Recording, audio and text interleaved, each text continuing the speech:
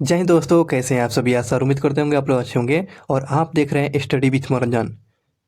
आज के जो मॉडर्न हिस्ट्री का टॉपिक रखा गया है क्रिस मिशन और भारत छोड़ो आंदोलन। ये जो टॉपिक से आपके एग्ज़ाम में क्वेश्चन पूछे ही जाते हैं, तो वीडियो को शुरू से लेकर लास्ट तक देखिएगा। तो चलिए शुरू करते हैं। शुरू करने से पहले आपसे बोलेंगे कि जिन लोगों ने चैनल को सब्सक्राइब नहीं किए हैं, चैनल को सब्सक्राइब कर दे ताकि आप तक ये नोटिफिकेशन मिल सके। चलिए पहला टॉपिक के साथ शुरू करते हैं, क्रिस मिशन के बारे में। उसके बाद भारत छोड़ो आंदोलन के बारे में पढ़ा जाएगा। पहला क्वेश्चन के साथ शुरू करते हैं, क्रिस मिशन। ब्रिटिश प्रधानमंत्रियों में से किसने भारत में क्रिस मिशन भेजा हुआ था? तो उस ब्रिटिश प्रधानमंत्री का नाम बताइए जिसने भारत में क्रिस मिशन भेजा हुआ था। तो ध्यान रखेंगे, विंस्टन चर्चिल ने आपको भारत में क्रिस मिशन भेजा हुआ था। और ऐसे भी क्वेश्चन पूछ सकता है कि जब क्रिस मिशन भारत आया था तो उसमें ब्रिटेन के प्रधानमंत्री कौन थे? तो विंस्टन चर्चिल थे, विंस्टन चर्चिल। भारत में क्रिस मिशन किस वर्ष आया हुआ था? तो मार्च के महीने 1942 में आया हुआ था। मार्च 1942 में क्रिस मिशन भारत आया हुआ था। बरतानिया सरकार ने प्रस्तावों की प्रारूप घोषणा जो सर स्टेफन फोर्ड क्रिप्स लाया हुआ था, जो शामिल हुए थे इसमें क्या? ये ब्रिटिश बरतानिया सरकार में ये प्रस्तावित जो किया गया था, जो सर स्टेफन फोर्ड क्रिप्स जो लाया हुआ था, उसमें कौन कौन सी बातें बताया गया था? पहली बात इसमें रखा गया था कि भारत एक डोमिनियन स्टेट की स्थिति दी जानी चाहिए, जो क्रिस मिशन की बात थी। दूसरी बात था सब प्रांतों और राज्यों को मिलाकर एक भारतीय संघ होनी चाहिए। तीसरी बात जो था, कोई भी प्रांत या भारत राज्य भारतीय संघ के बाहर रहने का निर्णय ले सकते हैं। और चौथी बात ये था, भारत का संविधान भारत की जनता के द्वारा निर्मित किया जाएगा। तो यह क्रिस मिशन के ये प्रस्ताव जो था, ध्यान रखेंगे इस बात को। नेक्स्ट क्वेश्चन जो पूछा गया है, क्रिस्प प्रस्तावों में से वह कौन सा प्रस्ताव शामिल थे? तो संविधान निर्माण की निकाय की रचना करने के लिए। तो क्रिस्प प्रस्ताव में कौन सा प्रस्ताव शामिल था? तो ध्यान रखेंगे कि संविधान निर्माण निकाय की रचना करना, ये क्रिस्प प्रस्ताव की ये रचना ये बातें बताता था, संविधान की रचना करने की बातें। क्रिस मिशन का उद्देश्य क्या था भाई? तो क्रिस मिशन के ये उद्देश्य था कि भारतीय नेताओं को ब्रिटेन के युद्ध प्रयासों को समर्थन देने के लिए मनाना था, क्योंकि उस समय विश्व युद्ध चल रहे थे। और ये क्रिस मिशन के द्वारा जो है भारतीय नेताओं को ब्रिटिश युद्ध प्रयासों में समर्थन देने की बात कही जा रही थी। वह कौन? ब्रिटिश प्रतिनिधिमंडल जो भारतीय नेताओं के साथ उनकी मांगों पर चर्चा करने के लिए भारत आया हुआ था। तो ध्यान रखिएगा, तो ये क्रिस मिशन 23 मार्च 1942 को आया हुआ था। 23 मार्च 1942 को आया हुआ था। अब इसके प्रमुख बातें देखते हैं, क्रिस मिशन के बाद में क्या है, प्रमुख शर्त क्या था। पहला शर्त देखते हैं, जब आया हुआ था तो क्या इसमें शर्त क्या रखा गया, कंडीशन क्या था? युद्ध के बाद भारत को डोमिनियन राज्य का दर्जा दे दिया जाएगा, जो कि बाहरी सत्ता के अधीन नहीं होगा। और इस पर भारत पर कोई किसी का शासन व्यवस्था कि नहीं रहेगा। भारत में भारतीय के ही शासन व्यवस्था चलेगा। पहली बात ये बताया गया था। दूसरी बात ये था कि भारतीय को अपना संविधान निर्माण करने का अधिकार दे दिया जाएगा, जिसके लिए युद्ध के बाद एक संविधान निर्मात ही परिषद बनेगी, और जिसमें ब्रिटिश सरकार के प्रांतों के निर्वाचन सदस्य और देशी राजवारों का प्रतिनिधित्व शामिल होगा। ये क्रिस मिशन की प्रमुख बातें थी। और इतना ही नहीं, और कुछ बातें। तीसरी बात है, ब्रिटिश सरकार को कोई प्रांत यदि नए संविधान को स्वीकार न करना चाहे तो उसके वर्तमान संविधान की स्थिति बनाए जाने रखने का अधिकार होगा, और नए संविधान को न स्वीकार करने वाले प्रांतों को अपना अलग संविधान बनाने की आज्ञा मिल जाएगा। कहने का मतलब है कि संविधान को स्वीकार कर सकते थे या नहीं कर सकते थे। जब नहीं कर सकते थे तो एक अपना अलग संविधान बनाने की प्रावधान कर दिया जाएगा। उसके बाद युद्ध के उपरांत जो है ब्रिटिश वायसराय की एक नई कार्यकारी परिषद का गठन किया जाएगा, जिसमें भारतीय जनता के प्रमुख वर्गों का प्रतिनिधित्व इसमें शामिल होंगे। लेकिन रक्षा मंत्रालय जो होगा किसके सौंपना होगा? तो यह रक्षा मंत्रालय, डिफेंस मिनिस्ट्री, जो किसके पास होगा? ब्रिटिश के नेतृत्व में ये काम करेगा। तो ये ध्यान रखेंगे, क्रिस मिशन की प्रमुख बातें थी। अब बातें हैं सर स्टीफन क्रिप्स की योजना में यह परिकल्पना थी कि द्वितीय विश्व युद्ध के बाद क्या होगा। द्वितीय विश्व युद्ध के बाद जो होगा भारत को डोमिनियन स्टेट का दर्जा दे देना चाहिए। ये स्टीफन फोर्ड क्रिप्स की योजना के परिकल्पना के द्वारा द्वितीय विश्व युद्ध खत्म होने के बाद भारत को क्या क्या क्या दिया जाएगा, तो डोमिनियन स्टेट का दर्जा दे दिया जाएगा। अगले बात करते हैं,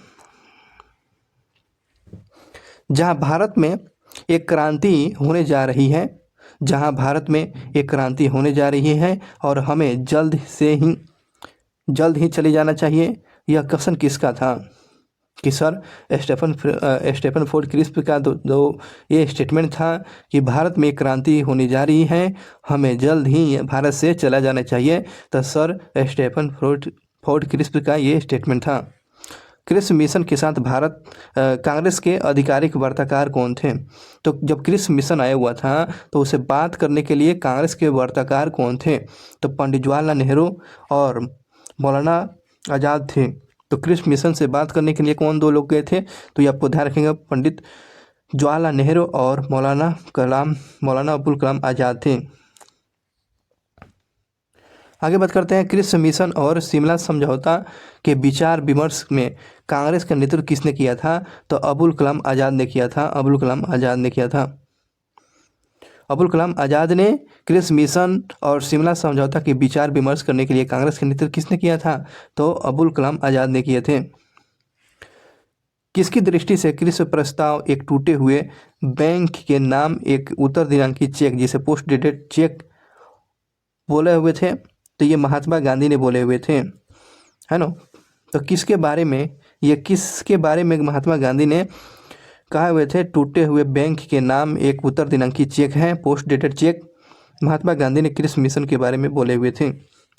किस वायसराय ने महात्मा गांधी के आंदोलन को राजनीतिक फिरौती कहा है। राजनीतिक फिरौती किसने कहा है, तो गांधी जी के आंदोलन को किसने राजनीतिक फिरौती कहा है, तो ये आपको लॉर्ड लिथेनको ने कहा है। लॉर्ड लिथेनको ने गांधी जी को राजनीतिक फिरौती कहा है।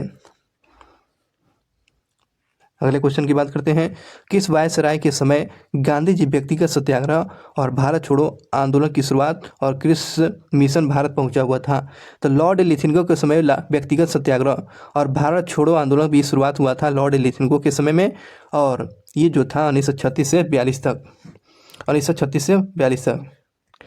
अब यहाँ से शुरू होता है भारत छोड़ो आंदोलन की शुरुआत करते हैं। क्रिप्स मिशन के जितने भी इंपॉर्टेंट फैक्ट था आपको बता दिए। अब भारत छोड़ो आंदोलन से महत्वपूर्ण क्वेश्चन होते हैं। भारत छोड़ो आंदोलन किसकी प्रतिक्रिया में प्रारंभ किया गया था, तो ये भारत छोड़ो आंदोलन जो है किसकी प्रतिक्रिया के बाद जो है ये शुरू किया गया था भारत छोड़ो आंदोलन, तो यह क्रिप्स प्रस्ताव के बाद जो आपको भारत छोड़ो आंदोलन की शुरुआत हो गया था। भारत के बालू से मैं एक आंदोलन उत्पन्न करूंगा जो कांग्रेस से भी बड़ा होगा, ये कथन किसका है। मैं भारत में बालू से एक के बड़ा आंदोलन उत्पन्न करूंगा जो कांग्रेस से बड़ा होगा, तो ये महात्मा गांधी का स्टेटमेंट था कि भारत के बालू से मैं एक आंदोलन उत्पन्न करूंगा जो कांग्रेस से बड़ा होगा। ये स्टेटमेंट महात्मा गांधी जी का है, महात्मा गांधी का। अगला क्वेश्चन, 6 जुलाई 1942 ईस्वी को वार्धा में महात्मा गांधी ने कांग्रेस की कार्यकारी परिषद में अपने भारत छोड़ो आंदोलन की चर्चा की, तब उसकी समिति के अध्यक्ष कौन थे, तो ध्यान रखेंगे मौलाना अबुल कलाम आज़ाद थे। मौलाना अबुल कलाम आज़ाद अध्यक्ष थे। वार्धा में जब महात्मा गांधी से चर्चा किया गया था तो उस समय अध्यक्ष कौन थे, तो मौलाना अबुल कलाम आज़ाद थे। 16 जुलाई 1942 ईस्वी को कांग्रेस कार्यकारिणी समिति के द्वारा भारत छोड़ो आंदोलन प्रस्ताव कहाँ पारित किया गया था, तो यही वार्धा में किया गया था 6 जुलाई 1942 को। तो भारत छोड़ो आंदोलन का प्रस्ताव कहाँ पारित किया गया था, तो 14 जुलाई 1942 को एक कांग्रेस के कार्यकारिणी परिषद के द्वारा भारत छोड़ो आंदोलन का प्रस्ताव को पारित किया गया था, वार्धा से किया गया था, वार्धा से। भारत छोड़ो प्रस्ताव जो का अभिलेख किसने बनाया था, तो इस बात को जो है महात्मा गांधी ने बनाए हुए थे और नेहरू और आज़ाद इनके सहयोगी थे। भारत छोड़ो प्रस्ताव का अभिलेख किसने तैयार किया हुआ था? तो महात्मा गांधी ने तैयार किए हुए थे, लेकिन उनके साथ साथ सहयोगी कौन थे? तो ध्यान रखेंगे नेहरू जी और आज़ाद थे। नेक्स्ट क्वेश्चन पूछा गया कि 1942 में कांग्रेस के बम्बई अधिवेशन में किसके द्वारा भारत छोड़ो प्रस्ताव पारित किया गया था? तो जवाहरलाल नेहरू के द्वारा जो शुरू किया गया था 1942 में कांग्रेस के बम्बई अधिवेशन में। कौन सा अधिवेशन? तो बम्बई के अधिवेशन में भारत छोड़ो प्रस्ताव को पारित किया गया था। तो क्वेश्चन पूछता है कि बताएंगे कि भारत छोड़ो प्रस्ताव को पारित किया गया था? तो बम्बई के अधिवेशन में किया गया था। कौन पारित किए थे? तो नेहरू जी ने किए हुए थे। नेहरू जी ने, ध्यान रखेंगे इस बात को। भारत छोड़ो प्रस्ताव की किसने अनुशंसा किया हुआ था? अनुशंसा पूछेगा तो क्या बताएंगे? तो सरदार पटेल बताएंगे, सरदार वल्लभ भाई पटेल बताएंगे। अनुशंसा किसने किया था? तो आपको सरदार वल्लभ भाई पटेल। अब पारित कौन किया था? तो प्रस्ताव पारित जो किया हुआ था तो नेहरू जी ने किए हुए थे। ध्यान रखेंगे बम्बई के अधिवेशन 1942 में। किसने 1942 ईस्वी में भारत छोड़ो प्रस्ताव का समर्थन किया था? यह अनुशंसा किया हुआ था सरदार वल्लभ भाई पटेल ने किए हुए थे, सरदार वल्लभ भाई पटेल। भारतीय राष्ट्रीय कांग्रेस ने भारत छोड़ो प्रस्ताव पारित किया गया, तो उसमें कांग्रेस के अध्यक्ष कौन थे? तो मौलाना अबुल कलाम आज़ाद थे। मौलाना अबुल कलाम जो थे, जब भारत छोड़ो प्रस्ताव जो पारित किया गया था उस समय कांग्रेस के अध्यक्ष कौन थे? तो मौलाना अबुल कलाम आज़ाद थे। भारतीय राष्ट्रीय कांग्रेस का लगातार 6 वर्षों तकले 1940 से 1946 तकले कांग्रेस के अध्यक्ष के पद पर कौन थे? तो मौलाना अबुल कलाम आज़ाद। और सबसे युवा पूछता भी है, सबसे युवा कांग्रेस के अध्यक्ष कौन चुने गए थे? तो मौलाना अबुल कलाम ही चुने गए थे। नेक्स्ट क्वेश्चन की बात करते हैं। भारत छोड़ो का नारा किसने दिया है? तो भारत छोड़ो का नारा जो है यूसुफ मेहर अली ने दिया है। भारत छोड़ो का नारा जो है किसने दिया है? तो यूसुफ मेहर अली के द्वारा दिया गया है। भारत छोड़ो आंदोलन के समय भारत का प्रधान सेनापति कौन था? तो जब भारत छोड़ो आंदोलन के समय भारत के प्रधान सेनापति लॉर्ड बेबल थे। लॉर्ड बेबल के समय भारत छोड़ो आंदोलन की शुरुआत किया गया था। जो भारत का प्रधान सेनापति कौन था? तो लॉर्ड बेबल था। भारत छोड़ो आंदोलन के समय इंग्लैंड के प्रधानमंत्री कौन था? तो विंस्टन चर्चिल था। आपको 1940 से 45 तक। तो भारत छोड़ो आंदोलन जो चल रहा था तो उसमें इंग्लैंड के प्रधानमंत्री कौन? तो विंस्टन चर्चिल था, विंस्टन चर्चिल। भारत छोड़ो आंदोलन का प्रस्ताव बम्बई के किस मैदान से किया गया था? तो आपको ग्वालियर टैंक मैदान से किया गया था। भारत छोड़ो आंदोलन जो शुरू किया गया था तो मुंबई के किस जगह से, किस मैदान से? तो ग्वालियर टैंक से शुरू किया गया था। इस बात को हमेशा ध्यान रखेंगे। 8 अगस्त 1942 ईस्वी को कांग्रेस ने भारत छोड़ो आंदोलन का प्रारंभ करने की घोषणा कहाँ से किया था? तो बम्बई के ग्वालियर टैंक से शुरू किया था। 8 अगस्त को जानते हैं भारत छोड़ो आंदोलन का जो है प्रस्ताव की घोषणा कर दिया गया था। भारत छोड़ो आंदोलन प्रारंभ करने के लिए एक दिन पूर्व महात्मा गांधी ने क्या कहा था? एक दिन पहले क्या कहे हुए थे? तो सरकारी कर्मचारी नौकरी छोड़ दें, लेकिन कांग्रेस के प्रति अपनी निष्ठा की घोषणा करें। दूसरी बात, सैनिक अपने देशवासियों पर गोली चलाने से इनकार कर दें। ये गांधी जी बोले हुए थे। जब भारत छोड़ो प्रस्ताव जब लाया जा रहा था तो लोगों से आह्वान कर रहे थे गांधी जी कि सरकारी कर्मचारी नौकरी छोड़ दें और कांग्रेस के प्रति निष्ठा अपनी घोषित कर दें। उसके बाद जो सैनिक जो है भारतवासियों पर, देशवासियों पर गोली चलाने से इनकार कर दें, ये गांधी जी आह्वान कर रहे थे।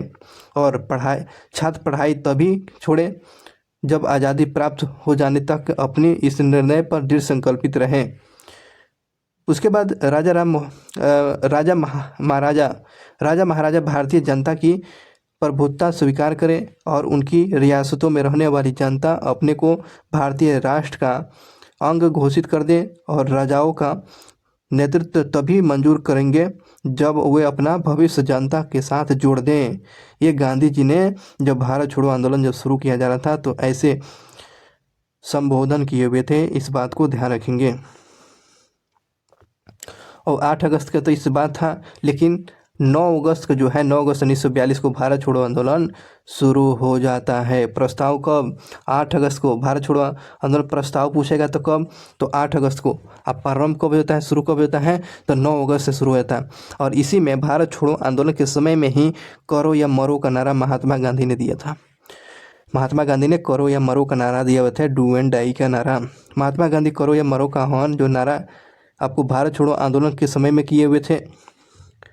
यह कथन हम भारत को या तो आज़ाद कराएंगे या आज़ादी के प्रयास को दिवंगित हो जाएंगे, ये भारत छोड़ो आंदोलन के प्रमुख नारा था। ये कथन जो था भारत को या आज़ाद कराएंगे या आज़ादी के प्रयासों में दिवंगत हो जाएंगे या मर जाएंगे, तो यह भारत छोड़ो आंदोलन इतना चरमोत्कर्ष पर था। अगला क्वेश्चन पूछे गए हैं, हम या तो स्वतंत्र भारत लेंगे या इसके प्रयासों में मर जाएंगे। इसका नारा क्या था? तो महात्मा गांधी का हम या तो स्वतंत्र भारत लेंगे या इसके प्रयास में मर जाएंगे, यह स्टेटमेंट जो है महात्मा गांधी का है। किसने कहा था कि आज़ादी हमारी पहुंच में है, हम इसे कसकर पकड़ लेना है, इसे कसकर पकड़ लेना है। तो ये महात्मा गांधी ने बोले हुए थे कि आज़ादी हमारी पहुंच में है, हम इसे कसकर पकड़ लेना है। भारत छोड़ो आंदोलन के नेताओं को गिरफ्तार करने के लिए ब्रिटिश सरकार के द्वारा चलाया गया ऑपरेशन का नाम क्या है? Operation 0 our.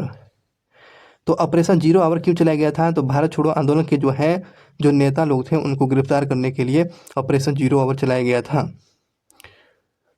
अगला क्वेश्चन पूछा गया है कि भारत छोड़ो आंदोलन के संदर्भ में महात्मा गांधी कहाँ बंदी बनाए गए थे? तो बम्बई में बंदी बना लिया गया। भारत छोड़ो आंदोलन के समय महात्मा गांधी को बंदी कहाँ बनाया गया? तो बम्बई में बना लिया गया। भारत छोड़ो प्रस्ताव पारित होने के बाद महात्मा गांधी को कहाँ पर कैद किया गया? तो आगा खां पैलेस में रखा गया था, है ना। भारत छोड़ो आंदोलन के समय महात्मा गांधी को गिरफ्तार करके बंदी बनाया गया मुंबई में। किस जेल में? तो आगा खां पैलेस में। आगा खां पैलेस में किसने भारत छोड़ो आंदोलन के दौरान गिरफ्तार करके अहमदाबाद नगर में किले में रखा गया था? तो अहमदाबाद नगर किले में किसको रखा गया था? तो ध्यान रखेंगे इस बात को, जवाहरलाल नेहरू, पट्टाभी सीतारामैया और गोविंद वल्लभ पंत को किस जेल में रखा गया था? तो अहमदनगर जेल में। अहमदनगर, अहमदाबाद नहीं, अहमदनगर जेल में कैद किया था। अहमदनगर जेल में कौन कौन लोग को कैद किया गया था भारत छोड़ो आंदोलन के समय? तो जवाहरलाल नेहरू को, पट्टाभी सीतारामैया, वल्लभ भाई पटेल को। और महात्मा गांधी को जो भारत छोड़ो के समय का किस जेल में? तो मुंबई के आगा खां पैलेस में रखा गया था।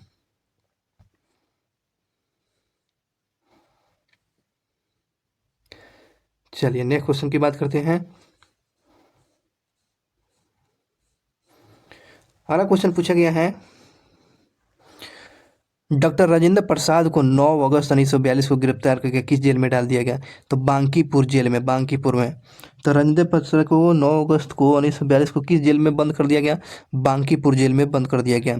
कोई सरकार तब तक सेवा का उपकार है जब तक वह लोगों की इच्छा और सहमति पर आधारित है।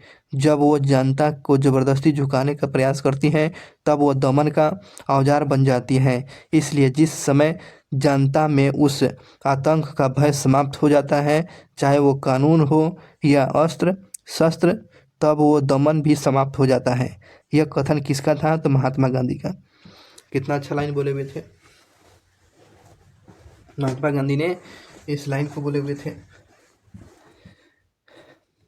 चलिए अगले क्वेश्चन पूछते हैं। अगला क्वेश्चन पूछा गया, भारत छोड़ो आंदोलन किसका फल था? तो किस प्रस्ताव से भारतीय को नरसराय, है ना, और उसके बाद भारत पर जापानी आक्रमण की धमकी, भारत पर जापानी आक्रमण की धमकी देने की बातें था।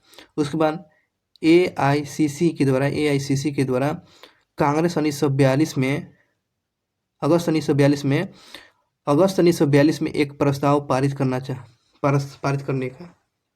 तो भारत छोड़ो के जो किसका फल था? ऐसे ऐसे धमकियां जब दिया जा रहा था तो भारत छोड़ो आंदोलन की शुरू कर दिया गया।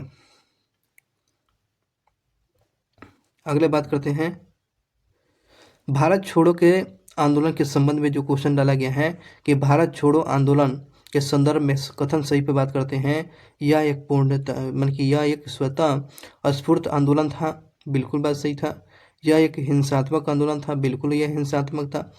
उसमें घोषणा की, इस आंदोलन की घोषणा के बाद कांग्रेस को एक गैरकानूनी संस्था घोषित कर दिया गया था। तो भारत छोड़ो आंदोलन के समय में जो है एक स्फूर्त आंदोलन था और एक हिंसात्मक आंदोलन था। आंदोलन की घोषणा कांग्रेस को क्या कर दिया गया, गैर कानूनी घोषित कर दिया गया था। ऑपरेशन रूबिकॉन ऑपरेशन रूबिकॉन यह कूट शब्द है जिसमें भारत में ब्रिटिश सरकार के संदर्भ में प्रयोग में लाया जाता था। ऑपरेशन रूबिकॉन इसमें लाया जाता था। इसमें क्या है, तो जेल में गांधी जी का आमरण अनशन, भारत छोड़ो आंदोलन 1942 में गांधी जी के दौरान मृत्यु पर। ऑपरेशन रूबिकॉन, चलिए ऑपरेशन रूबिकॉन के बारे में देखते हैं क्या है, एक बार और देखिए। ऑपरेशन रूबिकॉन जो है यह एक कूट शब्द है जिसे भारत में ब्रिटिश सरकार के किसी संदर्भ में प्रयोग में लाया जाता था। जेल में गांधी जी का आमरण अनशन, भारत छोड़ो आंदोलन 1942 के दौरान गांधी जी की मृत्यु पर ये प्रयोग में लाया जाता था। किस पार्टियों ने भारत छोड़ो आंदोलन का समर्थन नहीं किया था? जो भारत छोड़ो आंदोलन चल रहा था तो किस पार्टी ने समर्थन नहीं किया था? तो ये हिंदू महासभा, जिसे हिंदू महासभा कौन, आरएसएस जो है ये हिंदू महासभा, ये भारत छोड़ो आंदोलन जो चल रहा था तो इसमें हिंदू महासभा ने भाग नहीं लिया, कम्युनिस्ट पार्टी ऑफ इंडिया ने भाग नहीं लिया और यूनिस्ट पार्टी ऑफ पंजाब ने नहीं लिया था और मुस्लिम लीग ने भाग नहीं लिया था। जब भारत छोड़ो आंदोलन जब अंग्रेजों से यहाँ से निकालने की बातें चल रहा था तो हिंदू महासभा ने भाग नहीं लिया, कम्युनिस्ट पार्टी ऑफ इंडिया ने भाग नहीं लिया और पंजाब वाला पार्टी भी नहीं लिया और मुस्लिम लीग तो कैसे लेगा भाई, बिल्कुल नहीं लिया था। आगे क्वेश्चन की बात करते हैं, वो कौन सा संगठन 1942 में भारत छोड़ो आंदोलन से पृथक रहा था? तो राष्ट्रीय स्वयं संघ था, राष्ट्रीय स्वयं सेवक संघ जिसे आरएसएस बोलते हैं, आरएसएस जो है 1942 के जो भारत छोड़ो जो है अलग रहा था। अब बताइए, आरएसएस जो है भारत के स्वतंत्रता संग्राम में इसका कोई योगदान नहीं है, इस बात से समझ लीजिएगा। अमेरिकी पत्रकार जो महात्मा गांधी के भारत छोड़ो आंदोलन के दौरान उनके साथ, उनका क्या नाम था? तो लुई फिशर याद रखेंगे। लुई फिशर किसके समय में? तो भारत छोड़ो आंदोलन के समय में। लुई फिशर किसके समय में थे, ये कवर कर रहे थे, तो ये महात्मा गांधी के साथ जो भारत छोड़ो आंदोलन के समय में इनके ये पत्रकार थे लुई फिशर याद रखेंगे। महात्मा गांधी के जीवनीकार लुई फिशर ये जीवनीकार रहे हैं। किस आंदोलन से संबंधित थे? तो ये भारत छोड़ो आंदोलन से संबंधित थे। किसने महात्मा गांधी को गेहूं की भूमि और रवीन्द्रनाथ टैगोर को गुलाब का उद्यान कहा है? गेहूं की भूमि और उद्यान बोला है, गेहूं की भूमि और गुलाब का उद्यान बोला है किसके बारे में? तो ये लुई फिशर ने कहा था। गेहूं की भूमि किसके बारे में कहा गया है? तो महात्मा गांधी के बारे में। और टैगोर को गुलाब का उद्यान बोला गया है, रवीन्द्रनाथ टैगोर को लुई फिशर के द्वारा बोला गया है। बहुत ही अच्छा देख रहे हैं, ऐसे ऐसा क्वेश्चन आपको देखने को मिल रहा है। भारत छोड़ो आंदोलन के समय वो कौन सा युवा महिला नेत्री अवज्ञा और प्रतिरोध का प्रतीक थी? अरुणा आसफ अली। तो क्वेश्चन पूछता है अरुणा आसफ अली किस आंदोलन से जुड़ी हुई थी? तो भारत छोड़ो आंदोलन से जुड़ी हुई थी। और अरुणा आसफ अली किस आंदोलन से जुड़ी हुई थी? तो भारत छोड़ो आंदोलन से जुड़ी हुई थी। स्वतंत्रता संग्राम के दौरान अरुणा आसफ अली की प्रमुख भूमिका क्या थी? उनका भूमिका जो था भारत छोड़ो आंदोलन के समय में था। ठीक है, किस आंदोलन के समय अरुणा आसफ अली जुड़ी हुई थी? तो यह भारत छोड़ो आंदोलन से जुड़ी हुई थी। आगे क्वेश्चन है, श्रीमती अरुणा आसफ अली का निधन आपको जुलाई 1996 ईस्वी में हुआ था। वह किस क्षेत्र में योगदान के लिए जानी जाती है? तो स्वतंत्रता संग्राम में और भारत छोड़ो आंदोलन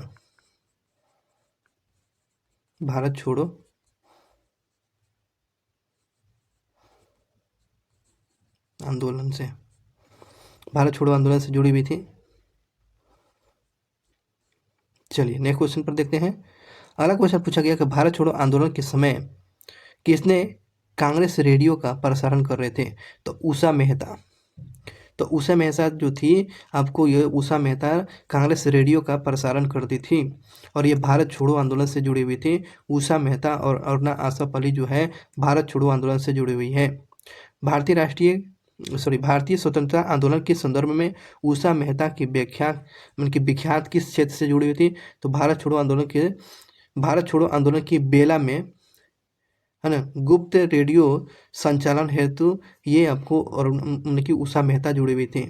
गुप्त रेडियो का संचालन करती थी, चोरी छुपके से ये रेडियो का संचालन, क्योंकि रेडियो ही एक माध्यम था सूचना का प्रसारण के लिए। वो कौन सा कांग्रेसी जो थे, वो कौन कांग्रेसी रेडियो पर भारत छोड़ो आंदोलन की अवधि में नियमित रूप से कार्यक्रम प्रसारित करते थे? तो राम मनोहर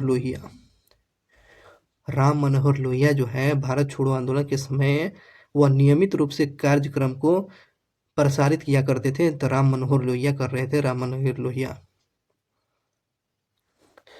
राष्ट्रवादियों ने बम्बई के निकट पहली बार गुप्त ट्रांसमीटर का उपयोग किया हुआ था। तो भारत छोड़ो आंदोलन के समय में राष्ट्रवादी ने बम्बई के निकट पहली बार ट्रांसमीटर का प्रयोग किया हुआ था। तो यह भारत छोड़ो आंदोलन के समय में प्रयोग किया गया था। भारत छोड़ो आंदोलन से उत्पन्न दंगों में से वो कौन सा राज्य सबसे अधिक प्रभावित था? तो बिहार सबसे ज़्यादा प्रभावित था और उत्तर प्रदेश जिसे संयुक्त प्रांत के नाम से जाना जाता था। तो भारत छोड़ो के समय जो है सबसे ज़्यादा दंगा कहाँ हुआ था? तो बिहार में भी और उत्तर प्रदेश में। ऐसे भी तो बिहार तो क्रांतिकारी की भूमि है, ठीक है। देख रहे ना, रेलवे का वैकेंसी कम दे दिया तो हो गया ना हंगामा, बिहार से सरकार को झुकना पड़ा ना। तो ये क्रांतिकारी की भूमि है। तो ये भारत मतलब कि बिहार जो है यहाँ पर सबसे ज़्यादा दंगे हुए थे और उत्तर प्रदेश। आगे क्वेश्चन के पूछा गया है कि महात्मा गांधी और उनके सहयोगियों की 1942 में हुई धरपकड़ से बिहार में हुए दंगे हुए और इसमें रेलवे सेवा पूर्ण रूप से ठप हो गया था, रेलवे साफा बंद हो गया था। और उसमें सबसे ज़्यादा प्रभावित कौन सा जिला था? तो ये आपको मुंगेर था। 1942 में जो है महात्मा गांधी के धरपकड़ हुआ था। इधर आपको राजेंद्र प्रसाद को बांकीपुर जेल में बंद कर दिया गया, जिसके वजह से बिहार में दंगा होना शुरू हो गया। सबसे ज़्यादा कौन सा जिला प्रभावित हुआ था? तो मुंगेर हुआ था। कौन सा? मुंगेर। भारत छोड़ो आंदोलन के दौरान जेल से फरार होकर भूमिगत गतिविधियों का संचालन कौन कर रहे थे? तो जयप्रकाश नारायण कर रहे थे। तो ये आपको दीपावली के दिन भागे हुए थे। क्वेश्चन पूछा हुआ था बीपीएससी में, जयप्रकाश नारायण जो है जेल से कब भागे हुए थे? तो दीपावली के दिन भागे हुए थे। उसके बाद ये भूमिगत होकर आंदोलन का संचालन शुरू कर दिए थे। कौन? जयप्रकाश नारायण। जयप्रकाश नारायण को राष्ट्रीय स्तर के नेता के रूप में पहचान किस आंदोलन से मिला हुआ था? तो भारत छोड़ो आंदोलन से मिला हुआ था जयप्रकाश नारायण से। भारत छोड़ो आंदोलन के दौरान बकरी का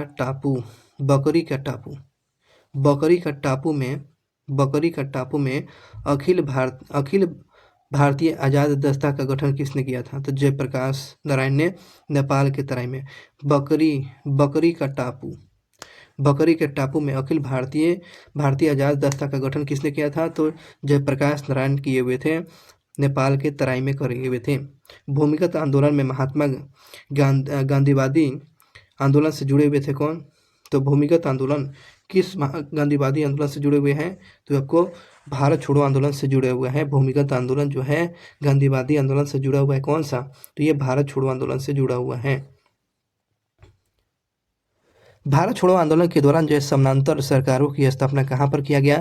तो ये भारत छोड़ो आंदोलन के समय समानांतर सरकार का जो गठन हुआ था तो बलिया में हुआ था अगस्त 1942 में।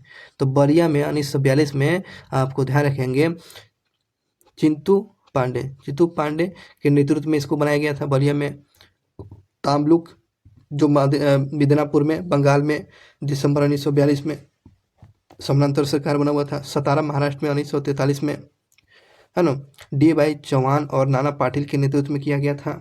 तो ध्यान रखें, ये क्वेश्चन पूछता है बलिया में जो है आपको किसके नेतृत्व में समानांतर सरकार? चित्तू पांडे के नेतृत्व में। उत्तर प्रदेश के किस जनपद में भारत छोड़ो आंदोलन के दौरान समानांतर सरकार का स्थापना हुआ था? तो बलिया में अगस्त 1942 में किया गया था। नेक्स्ट क्वेश्चन पूछे गए हैं, देखेंगे। भारत छोड़ो आंदोलन के दौरान समानांतर सरकारों का उद्गम एक प्रमुख विशेषता थी। अगस्त 1942 में बलिया में पूर्वी उत्तर प्रदेश में इस तरह की समानांतर सरकार का नेता कौन था? तो चित्तू पांडे था। बलिया में समानांतर सरकार जो बनाया गया था, तो चित्तू पांडे इसके प्रमुख नेता थे। किस वर्ष बंगाल में मेदिनीपुर डिस्ट्रिक्ट में जातीय सरकार का गठन किया गया था? तो दिसंबर 1942 में। तो जातीय सरकार कहाँ बना था? जातीय सरकार आपको भारत छोड़ो आंदोलन के समय जो आपको मेदिनीपुर डिस्ट्रिक्ट में जातीय सरकार का जो गठन हुआ था, दिसंबर 1942 में बना हुआ था। मिदनापुर जनपद में तालमुख में भारत छोड़ो आंदोलन के दौरान जो है समानांतर सरकार की स्थापना किया गया, उसका नाम क्या था? तो ये जातीय सरकार था, जातीय सरकार। आगे क्वेश्चन पूछा गया है। अगला क्वेश्चन है कि भारत छोड़ो आंदोलन के दौरान जो है किस स्थान पर लोगों की सरकार स्थापित की गई थी जो दीर्घ जीवित रहा? तो सतारा में, सतारा महाराष्ट्र में, मतलब कि सबसे लंबा समय तक ले चला हुआ था। कौन सा सरकार? तो ध्यान रखेंगे, तो ये आपको सतारा वाला जो समानांतर सरकार का जो बनाया गया था, ये सबसे ज़्यादा दिन तक ले जीवित रहा था। भारत छोड़ो आंदोलन के विषय में कथन पर हम लोग बात करते हैं। चलिए ध्यान रखेंगे, इस पर बात करते हैं। भारत छोड़ो आंदोलन पर क्या बात सही है? पहली बात, इसे अगस्त क्रांति के नाम से जानते हैं, क्योंकि भारत छोड़ो आंदोलन की शुरुआत आपको अगस्त महीने में 8 अगस्त को, है ना, 8 अगस्त को शुरू किया गया, इसलिए इसको अगस्त क्रांति के नाम से जानते हैं। तो अगस्त क्रांति के नाम से क्यों जानते हैं? तो अगस्त महीना के में शुरू हुआ था 8 अगस्त को, इसलिए अगस्त क्रांति भारत छोड़ो आंदोलन को। इसमें अरुणा असफ अली असाधारण भूमिका थी, बिल्कुल बात सही था। जवाहरलाल नेहरू को इस आंदोलन के दौरान अहमदनगर जेल में बंदी बना लिया गया था, बिल्कुल बात सही है। जवाहरलाल नेहरू को आपको अहमदनगर जेल में इनको बंद किया गया था। और जयप्रकाश नारायण को जो है किस जेल में? तो हजारीबाग जेल में। और राजेंद्र प्रसाद को बांकीपुर में, है ना। और वहाँ पर जयप्रकाश नारायण जो है हजारीबाग के जेल से फांद के दीवार से भाग गए थे दीपावली के दिन में। तो ये सारा चीज बातें सही है। आगे बात करते हैं। भारत छोड़ो आंदोलन के दौरान किस नेता ने सरकार के द्वारा की गई ज्यादतियों को शेर जैसी हिंसा कहा है? शेर जैसे हिंसा कहा है? तो महात्मा गांधी ने कहा है। भारत छोड़ो आंदोलन के दौरान किस नेता ने सरकार की गई ज्यादतियों को शेर जैसी हिंसा बताया हुआ है कि ये हिंसात्मक कार्रवाई कर रहे हैं? तो महात्मा गांधी ने बोले हुए थे। भारत छोड़ो आंदोलन रूस और फ्रांस की क्रांति से कम नहीं था, किसका स्टेटमेंट था? ये जयप्रकाश नारायण का। तो भारत छोड़ो आंदोलन जो है रूस और फ्रांस की क्रांति से ये कम नहीं था, यह स्टेटमेंट है जयप्रकाश नारायण जी का है, जयप्रकाश नारायण जी का। देख रहे हैं ना, कितना अच्छा अच्छा क्वेश्चन है, तो बिना स्किप किए आपको देखना है, ठीक है। अगला क्वेश्चन जो है, गांधी जी ने भारत छोड़ो का आह्वान को किसने अद्वितीय आंदोलन कहा है? तो किसने अद्वितीय आंदोलन कहा है? ये सब क्वेश्चन मिलेगा जी, और ये सब क्वेश्चन आपको सारा पूछा गया है। तो महात्मा गांधी के जो है भारत छोड़ो के आह्वान बोले हुए थे, तो ये किसने कहा था? अद्वितीय आंदोलन कहा था। तो सरदार वल्लभ भाई पटेल ने कहा थे। भारत छोड़ो आंदोलन के विषय में कौन सा सही है?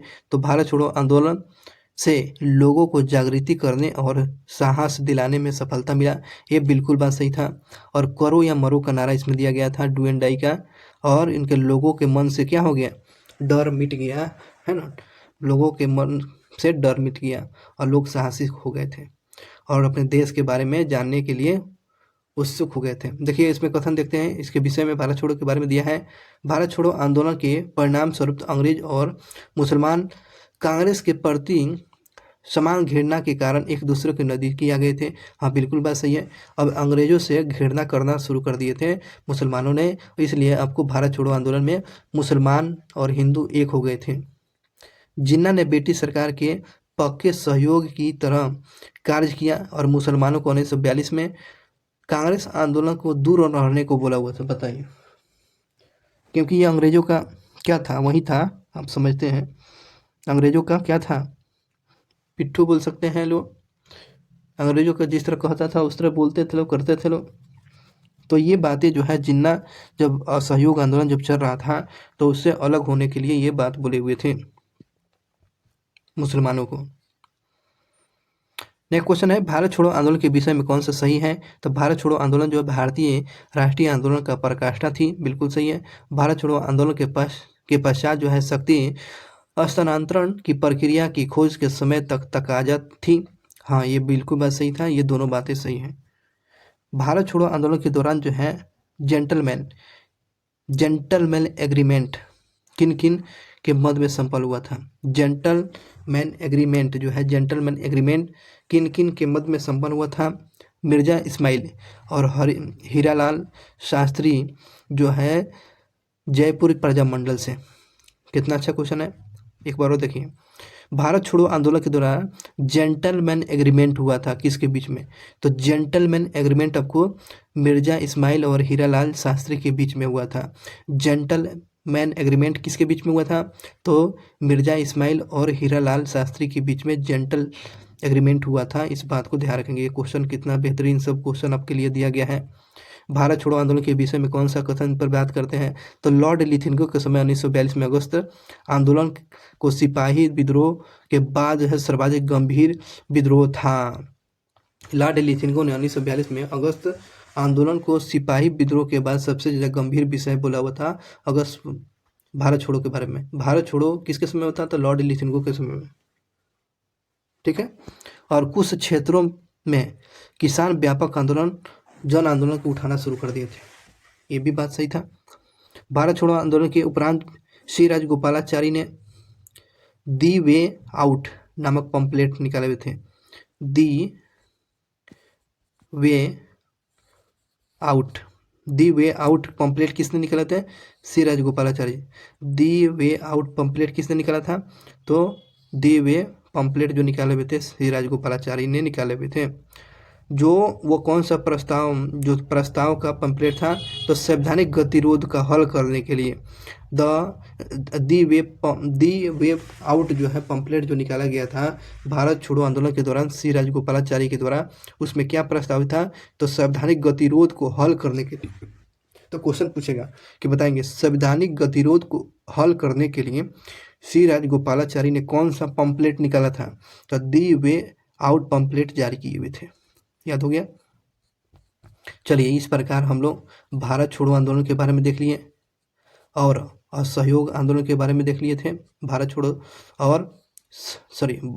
के बारे में देखें और क्रिस मिशन के बारे में। 2 टॉपिक इस वीडियो में पूरा कंप्लीटेड हो गया। और वीडियो को लाइक करें, कमेंट करें और अपने दोस्तों को शेयर करें। बहुत ही बेहतरीन इसमें क्वेश्चन को समाहित किया गया था और इस वीडियो को 1 बार 2 बार देख लें ताकि एग्जाम में कोई क्वेश्चन आपसे छूट नहीं पाए। Thank you watching for video. मिलते हैं नेक्स्ट वीडियो क्लास में। शुक्रिया आपको।